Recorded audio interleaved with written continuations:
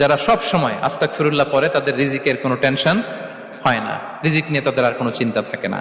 আল্লাহ নবী নূহ আলাইহিস সালাম যিনি ওনার জাতিগোষ্ঠীকে বলেছিলেন ফাকুলতু আস্তাগফিরু রাব্বাকুম ইন্নাহু কানা গাফফারা, তোমরা বেশি বেশি ইস্তেগফার পড়ো, তিনি ক্ষমাশীল। ইস্তেগফার পড়লে কি হবে? ইউরসিলিস সামাআ আলাইকুম মিদরারা, রহমতের বৃষ্টি বর্ষণ হবে, তোমাদের জমিগুলো উর্বর হবে। ওয়া ইউমদিদুকুম বিআমওয়ালি ওয়া বানিন, আল্লাহ তাআলা তোমাদেরকে সম্পদে বারাকা দিবেন, সন্তানে বারাকা দিবেন। ওয়া ইয়াজআল লাকুম জান্নাতিন ওয়া ইয়াজআল লাকুম আনহারা, তোমাদের ফসল ক্ষেতগুলো সবুজ শ্যামল হয়ে ভরপুর হবে, তোমাদের রিজিকে বারাকা নেমে আসবে। তাহলে আমরা যেন বেশি বেশি ইস্তেগফার করি। বিষ্ণু ঈসা ইসলাম বলেছেন মান লাযামাল ইস্তিগফার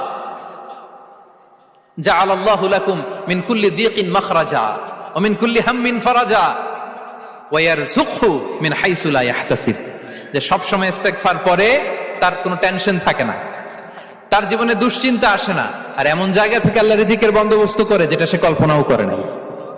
সুবহানাল্লাহ বিহামদি। আমরা যেন বেশি বেশি ইস্তেগফার করি। আস্তাগফিরুল্লাহ, এটা হচ্ছে ভেরি শর্ট ফর্ম অফ ইস্তেগফার। অথবা পড়তে পারেন আস্তাগফিরুল্লাহ আল্লাযী লা ইলাহা ইল্লা হুয়াল হাইয়ুল কাইয়্যুম ওয়া আতুবু ইলাইহি। সাইয়্যিদুল ইস্তেগফার মুখস্থ আছে না আমাদের? এটা যেন বেশি বেশি পড়ি। ইয়াকিনের সাথে যে সাইয়্যিদুল ইস্তেগফার পড়বে, যেই দিন পড়বে ওই দিন যদি মৃত্যু হয় সে জান্নাতি।